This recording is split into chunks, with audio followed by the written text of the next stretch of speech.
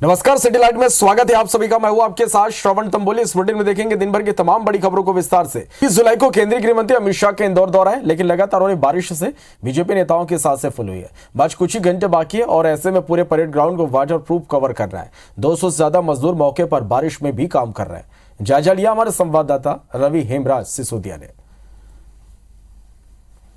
30 जुलाई को इंदौर के इसी कनकेश्वरी ग्राउंड पर केंद्रीय गृह मंत्री अमित शाह की जनता और यहाँ के जो बूथ कार्यकर्ता है उनको संबोधित करने के लिए एक आयोजन होना है। लेकिन सबसे बड़ी बात यह है कि बारिश इस पूरे आयोजन में एक बड़ा खलल डाल सकती है।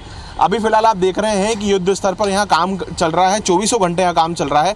चूँकि अब 2 दिन शेष रह गए हैं, ऐसे में 48 घंटे ही शेष रह गए हैं। ऐसे में जितने भी कर्मचारी हैं वो बरसाती पहनकर यहाँ पर काम कर रहे हैं और आप देख रहे हैं कि बड़ी क्रेन्स लगाई गई हैं और ये पूरा बड़ा एरिया जो है इन्हें पूरा वाटरप्रूफ डोम से कवर करना है, क्योंकि बारिश का मौसम है और ऐसे में बारिश किसी भी समय आ सकती है। और अभी भी आप देख रहे हैं कि जब यहाँ पर काम चल रहा है तब भी लगातार यहाँ पर बारिश हो रही है। ऐसे में बीजेपी ने लगातार जो बारिश हो रही है उससे बीजेपी के सभी कार्यकर्ता और जिन्होंने जिम्मेदारी ली है उनकी सांसें फूली हुई हैं, क्योंकि अब जिम्मेदारी तो ले ली गई है लेकिन अब इसे पूरा करना भी एक सबसे बड़ा चैलेंज है। ऐसे में लगातार 24 घंटे कार्यकर्ताओं ने यहाँ पर नज़र बनाई हुई है, पदाधिकारियों ने यहाँ पर नज़र बनाई है और बड़ी संख्या में तकरीबन 200 से ज़्यादा बात की जाए तो जो कर्मचारी जो मजदूर है वो यहाँ पर काम कर रहे हैं और डोम शेड बनाने का काम यहाँ पर किया जा रहा है। कैमरा पर्सन संतोष जटफन के साथ रवि हेमराज सिसोदिया, इंदौर।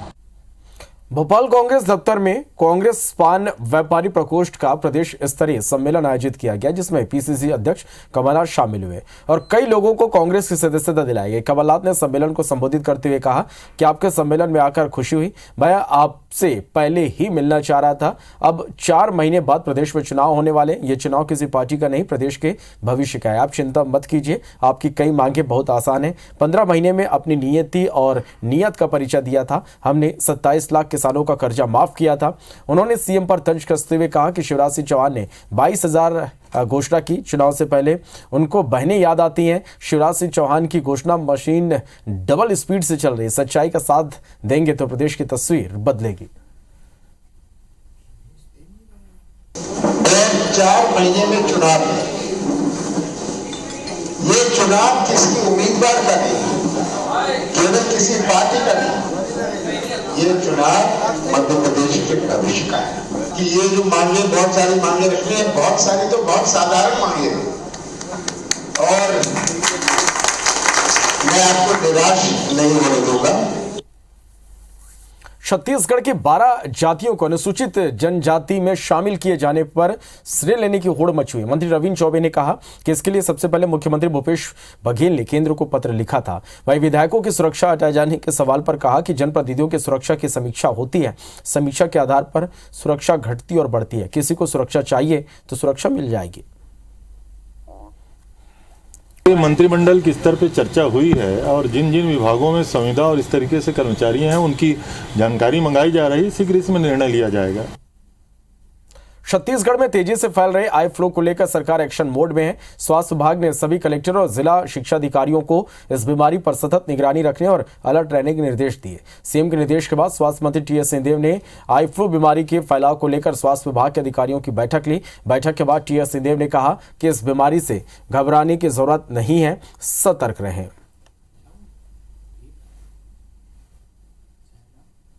वायरस है और इसकी क्षमता होती है फैलने की।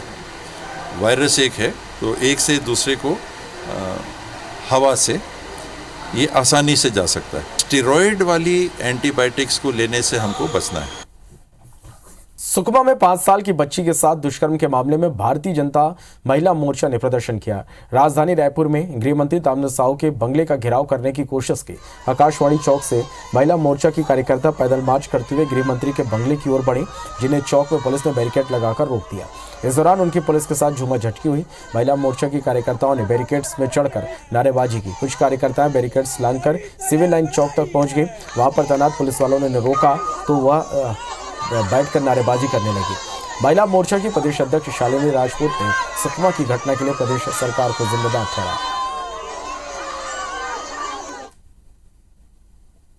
हमारा महिला मोर्चा लगातार आंदोलन कर रही है बेटियों के लिए, महिलाओं के लिए।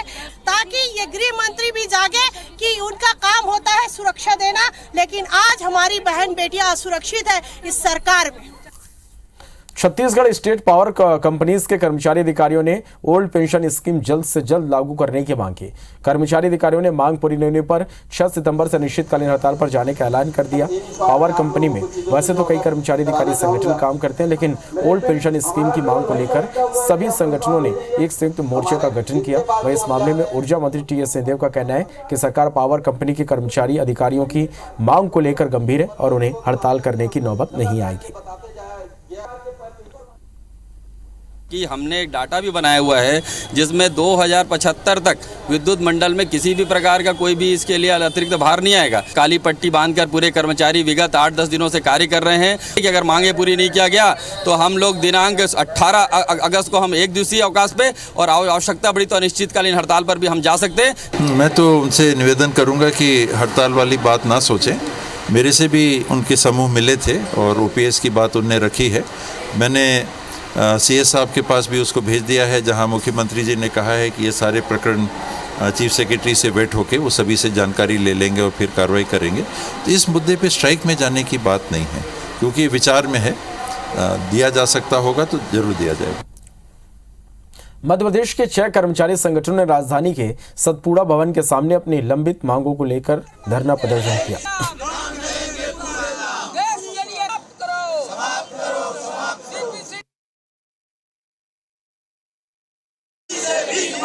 हम अपना अधिकार मांगते हैं। लगातार 17 सूत्री मांगों को लेकर हम लोग अपनी आवाज पहुंचा रहे हैं और हमारे 6 संगठन आज पूरे प्रदेश में हर जिला मुख्यालय पर धरना प्रदर्शन कर रहे हैं और आगामी दिनों में 4 तारीख को हमारा पूरा प्रदेश बंद किया जाएगा और उसके बाद भी ध्यान नहीं दिया तो पूरे प्रदेश में अनिश्चितकालीन हड़ताल होगी। आज पूरे प्रदेश के 52 जिलों में सभी मांगों को लेकर हमारा 1 दिवसीय धरना चल रहा है। जो भी सरकार प्रदेश के 9 लाख कर्मचारियों को हक छीनने का प्रयास करेगी, हम लोग सड़कें पे उतरेंगे, अपनी मांगे मनवाने का पूरा प्रयास करेंगे। उसके बाद भी मांगे नहीं मानी जाती तो अनिश्चितकालीन आंदोलन की घोषणा की जाएगी। बढ़ते आगे, घनी आबादी के बीच पुलिस की पहुंच को आसान बनाने के लिए आज महिला पुलिस कर्मियों को 250 टू व्हीकल्स यहां पर दिए गए। भोपाल के मोतीलाल नेहरू स्टेडियम में सीएम शिवराज सिंह चौहान ने गृह मंत्री डॉक्टर नरोत्तम मिश्रा और प्रदेश के पुलिस विभाग के आला अधिकारियों की मौजूदगी में महिला पुलिस कर्मियों की रैली को हरी झंडी दिखाकर रवाना किया। इस अवसर पर मुख्यमंत्री ने कहा कि पुलिस फोर्स में 30% बेटियों की भर्ती की जाएगी। वहीं गृह मंत्री डॉक्टर नरोत्तम मिश्रा ने कहा कि महिला पुलिस कर्मियों को दोपहिया वाहन मिल जाने से महिला अपराधों पर नियंत्रण में कारगर सिद्ध होगी। इस दौरान मुख्यमंत्री शिवराज सिंह चौहान ने कम्युनिटी पुलिसिंग के अंतर्गत बालकों और पुरुषों को महिला संबंधी अपराधों और लैंगिक समानता के प्रति जागरूक करने के लिए चलाए जा रहे विशेष जागरूकता अभियान मैं हूं अभिमन्यु पर तैयार पोस्टर पुस्तिका का विमोचन भी किया। और आज इसी उद्देश्य से लगभग 250 दोपहिया वाहन जिन पर सवार होकर हमारी पुलिस की बेटियां निकली हैं, वो महिलाओं की सुरक्षा की दृष्टि से फील्ड में प्रवास भी करेंगी, अपराधियों को ठीक भी करेंगी और बहन और बेटी में आत्मविश्वास भी भरेंगी। मध्य प्रदेश के ग्वालियर शहर में बीते 6 महीने से चल रहे 397 गरीबों के आवास पट्टी को लेकर चल रहा बवाल फिलहाल खत्म हो गया। फौरी तौर पर नगर निगम की परिषद में आज ऐसे सहमति दे दी गई, लेकिन जो पट्टे शासन स्तर पर जारी हुए थे उसमें अपात्र लोगों की जो शिकायत की गई थी उसकी जांच भी जारी रहेगी। नगर निगम परिषद में 4 बार यह मुद्दा लगा था। इस मुद्दे पर जमकर हंगामा हुआ। हंगामे के बीच वोटिंग के जरिए इस पर फैसला हुआ। बहरहाल इस मामले में फौरी तौर पर समाधान तो इसका हो गया, लेकिन अब देखना यही है कि वाकई में केदारपुर पर पट्टे बन पाते हैं या नहीं।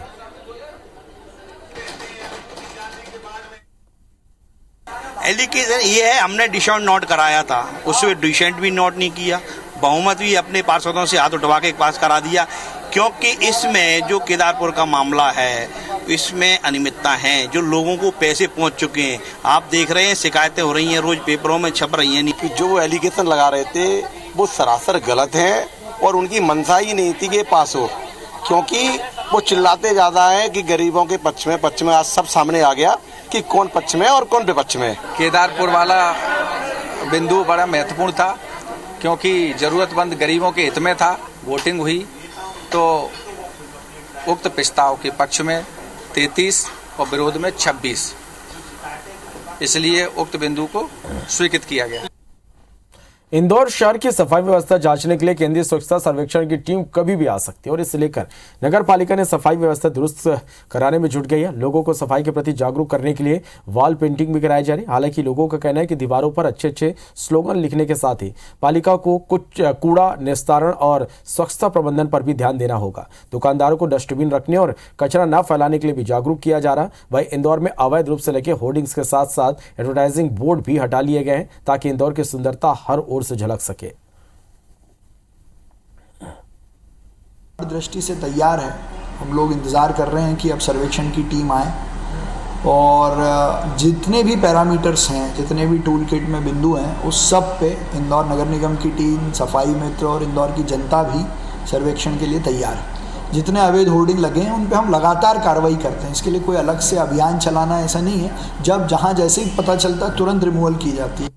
जबलपुर में भाजपा के पूर्व विधायक और प्रदेश सरकार के पूर्व मंत्री हरेंद्रजीत सिंह बब्बू की मुश्किलें बढ़ सकती हैं। भाजपा संगठन के सूत्रों की माने तो टिकट की दावेदारी में हरेंद्र सिंह बब्बू का अति उत्साह ही उन पर भारी पड़ सकता है। दरअसल जबलपुर पश्चिम से बीजेपी के टिकट पर 5 बार चुनाव लड़ चुके हरेंद्रजीत बीते 2 चुनाव हार चुके हैं, लेकिन इस बार फिर वो इस सीट से टिकट की दावेदारी कर रहे हैं। और इसी के बाद में बब्बू ने जबलपुर के पश्चिम विधानसभा क्षेत्र में 36 दिनों की रथ यात्रा निकालने का ऐलान कर दिया, लेकिन न तो इसके अनुमति पार्टी संगठन से ली और ना ही पार्टी संगठन को इसकी जानकारी दी। इस पर उनका कहना है कि वो जबलपुर पश्चिम से कांग्रेस के मौजूदा विधायक तरुण भनोट की नाकामियां गिनाने ये रथ यात्रा निकाल रहे हैं, जिसके लिए उन्हें किसी अनुमति की जरूरत नहीं है। इधर पार्टी नेताओं की माने तो हरेंद्र सिंह जीत बब्बू पर पार्टी नियमों के मुताबिक कार्रवाई करेगी। मैं अपनी विधानसभा में, पश्चिम विधानसभा में एक रथ यात्रा निकालना चाह रहा हूँ। मैंने जो काम किया है, मैंने जितनी जनता को पश्चिम की विधानसभा की, जबलपुर की देवतुल जनता पश्चिम की मैंने जितनी सेवा कर सका, मेरी ना तो उनसे बातचीत हुई, ना उनने हमको कोई जानकारी अध्यक्ष होने के नाते दी है, तो इस विषय में कुछ भी जानकारी देने में असमर्थ हूँ। पार्टी का नेतृत्व इस बारे में विचार करेगा, पार्टी की जानकारी में आएगी, प्रदेश के संगठन की जानकारी में आएगी, तो उनको जो निर्णय करना वो करेंगे। रायगढ़ शहर में रेड क्रॉस द्वारा निर्मित दुकानों का आवंटन विवादों में। रेड क्रॉस ने शहर के प्राइम लोकेशन में दुकानों का निर्माण किया और उसे औने पौने दाम पर कारोबारियों को किराए पर दे दिया। जानकर आपको हैरानी होगी कि जिन दुकानों का किराया 15 से 20 हजार महीना होना चाहिए, उसे महज 900 से 1000 रुपए में दिया गया है। इसे लेकर भाजपा गड़बड़ी का आरोप लगा रही है। तो रेड क्रॉस के अधिकारियों का कहना है कि भाड़े के रिवाइज कर 9 से 12 हजार रुपए महीने तय किया गया था, लेकिन कारोबारियों ने एसडीएम कोर्ट में याचिका लगा दी, जिससे एसडीएम कोर्ट ने कारोबारियों को राहत देते हुए किराया यथावत रखने का आदेश दे दिया। ऐसे में भाड़ा नियंत्रण आयोग के समक्ष फिर से अपील की गई है। दे दिया गया दुकानों को पूर्णतः भाड़े पे, जो कि बहुत कम संख्या मात्रा में है। वो मुश्किल से 800 हजार रुपये 1200 रुपये से ऊपर उनका किराया नहीं है। प्राइवेट दुकानें जो है वो 40,000 50,000 इसके आसपास के रेट में जा रही हैं। इन व्यापारियों के साथ में कहीं ना कहीं प्रशासन का मिली भगत है, जो उनको लाभ पहुंचाया जा रहा है। सितंबर 2018 में उसको भाड़ा नियंत्रण अधिकारी द्वारा किराया निर्धारित किया गया था, किसी का 12,000 13,000। बाद में 2020 में उन्होंने फिर अपील किए थे, जिसके तहत जो है ना 1200 रुपये प्रति माह जो है ना तब जो है ना किराया निर्धारित किया। जबलपुर के पाटन तहसील के उज रोड में रहने वाले एक किसान के साथ जमीन बेचने के नाम पर जालसाजी की घटना सामने आई। यही नहीं, किसान से 21 लाख रुपए हड़प लिए गए। दरअसल पहले जालसाज से पैसे ले लिए और फिर रजिस्ट्री कराने में आनाकानी करने लगे। किसान से अपने साथ हुए जालसाजी की शिकायत पुलिस से की। दरअसल जबलपुर के विजयनगर इलाके में रहने वाले संजू ठाकुर नाम के व्यक्ति ने बाड़ोताल इलाके के औरैया में स्थित 3 एकड़ 66 डिसमिल जमीन का बेचने का सौदा किसान कुंवरलाल पटेल से किया, जिसके एवज में आरोपी संजू ने 21 लाख रुपए लेकर 2 साल में रजिस्ट्री करने का बाकायदा रजिस्टर्ड एग्रीमेंट किया था। 2 साल बाद एग्रीमेंट की मियाद पूरी होने पर जब किसान ने आरोपी संजू ठाकुर से बकाया पैसे लेकर जमीन की रजिस्ट्री करने का, पहले तो आरोपी ने रजिस्ट्री करने में आनाकानी की, लेकिन जब पीड़ित ने जमीन रजिस्ट्री करने के लिए आरोपी से बार बार कहा तो आरोपी ने पीड़ित कुंवरलाल को जान से मारने की धमकी देते हुए रजिस्ट्री करने से मना कर दिया। संजू ठाकुर करके एक व्यक्ति से एक ज़मीन का अनुबंध किया था, जिसका खसरा नंबर 434 है, उसने बोला रहा कि मैं आपको कुछ दिन बाद रजिस्ट्री कर दूंगा। मैंने 1-2 बार उससे फ़ोन पर संपर्क करने की कोशिश की तो उसने झूठे मामलों में फंसाने की, जान से मारने की धमकी दी। उजरूर निवासी हैं कुंवर पटेल। इनके द्वारा जन सुनवाई में श्रीमान पुलिस अधीक्षक महोदय को एक शिकायत की गई थी। तो इनकी 24 माह की जो एग्रीमेंट था उसकी इग्नोर करते हुए जो आरोपी हैं संजू ठाकुर, इनके द्वारा विक्रय करना प्रारंभ कर दिया गया। जबलपुर रेलवे स्टेशन को रानी कमलापति स्टेशन की तर्ज पर विकसित करने की योजना फिलहाल कागजों तक ही सीमित रह गई है। रेलवे स्टेशन को विकसित करने के लिए करीब 500 करोड़ रुपए की योजना बनाई गई, जिसका मास्टर प्लान भी तैयार कर लिया गया। पश्चिम मध्य रेलवे ने इस मास्टर प्लान को मंजूरी के लिए रेलवे बोर्ड को भेजा है, लेकिन मंजूरी मिलने की बजाय पिछले 6 महीने से ये प्लान रेलवे बोर्ड में ही अटका है। बता दें कि रीडेवलपमेंट के बाद जबलपुर रेलवे स्टेशन को रानी कमलापति स्टेशन की तरह सिटी सेंटर बनाया जाना है। स्टेशन में होटल, रेस्टोरेंट से लेकर ऑडिटोरियम, मल्टी स्टोरी पार्किंग समेत तमाम योजना मास्टर प्लान में शामिल है, जो स्टेशन पर आने वाली यात्रियों की जरूरत को पूरा करेगी। स्टेशन के विकास पर होने वाले खर्च का वहन पश्चिम मध्य रेलवे करेगी और इससे होने वाले आय भी WCR के पास ही जाएगी। फिलहाल इस प्रोजेक्ट को रेलवे बोर्ड से ग्रीन सिग्नल मिलने का इंतजार है।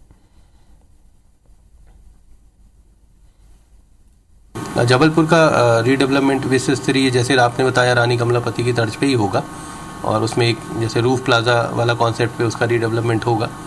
तो अभी एक बार मास्टर प्लान फाइनल हो जाए उसके बाद पता चलेगा कि कितना बड़ा रूफ प्लाजा बनेगा। तो अपने पास जिनकी डिटेल जो जिस पे काम चल रहा है विश्व स्तरीय स्टेशन बनाने, कोटा और टकनिया तालाब 2 हैं जिन पे अभी काम चल रहा है और उसमें काम भी हो रहा है। सरकार के तमाम दावों के बावजूद फिलहाल टमाटर सस्ते नहीं हो रहे और अब अदरक ने भी रुलाना शुरू कर दिया। बीते दिनों के मुकाबले अब अदरक के दाम भी आसमान छू रहे हैं। वो अदरक जो एक समय 60 रुपए किलो बेचा जा रहा था, वही अब 220 रुपए किलो बिक रहा। दरअसल बीते दिनों का ग्राफ यदि देखें तो महंगाई ने हर तरफ से कोहराम मचाना शुरू कर दिया है। ऐसे में अब अदरक के बढ़ते भाव देखकर आम जनता का क्या कहना है, आप भी सुनिए। मंडी में कभी हमें महंगाई जो है वो टमाटर दिखाता है तो कभी अदरक। अब फिलहाल जो है अदरक के भाव इतने बढ़े हुए हैं कि उसके बड़े भाव के चलते हमें दूर दूर तक अदरक कहीं भी नजर नहीं आ रहा है। अच्छा, क्या कारण है भैया कि अदरक इतना महंगा चल रहा है? आवक के ऊपर कम माल है तो माल महंगा है। अदरक का समय 2-3 सालों में एक बार आते ही है, महंगा बिकता है अदरक। क्यों अदरक का समय कम क्यों है? अभी इतना कम माल क्यों? ना कम बुआ है इस बार, किसानों के हाथों कम बुआ है, इसलिए महंगा है अदरक। हम और भी लोगों से बात करेंगे और जानेंगे कि उन लोगों को अदरक के भाव कितने सता रहे हैं। अंकल, अदरक के भाव जो है वो आसमान छू रहे हैं। अब पहले 60-70 रुपए किलो हुआ करते थे, आज 220 रुपए किलो बिक रहा है। क्या कहेंगे? बहुत महंगी है सब्जी, सभी महंगी है, अब क्या करें। हर तरह से हम लोगों की अपील जो है वो सरकार तक पहुंचा रहे हैं कि किस तरह से जो महंगाई है वो लगातार बढ़ रही है, लोगों की समस्याएं जो है उसको लेकर वो भी बढ़ रही है। तो देखना होगा कि आखिर ये महंगाई जो है वो किस तरह से खत्म होगी और लोगों के अच्छे दिन लौट कर वापस कब आएंगे। कैमरा पर्सन संतोष जटवंत के साथ मैं निहारिका शर्मा, IBC 24 इंदौर। वाली 1012 एकड़ जमीन वापसी के मामले में हाईकोर्ट ने महत्वपूर्ण आदेश दिया। हाईकोर्ट ने राज्य शासन को निर्देश दिया कि सेना की जमीन लेने के लिए बिलासपुर कलेक्टर के माध्यम से 1 हफ्ते में 90 करोड़ रुपए रक्षा मंत्रालय में जमा कराए जाए।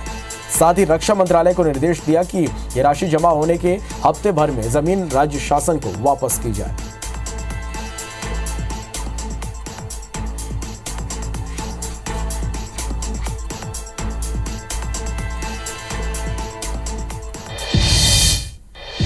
तो इसी के साथ फिलहाल इस बुलेटिन में इतना ही। नमस्कार।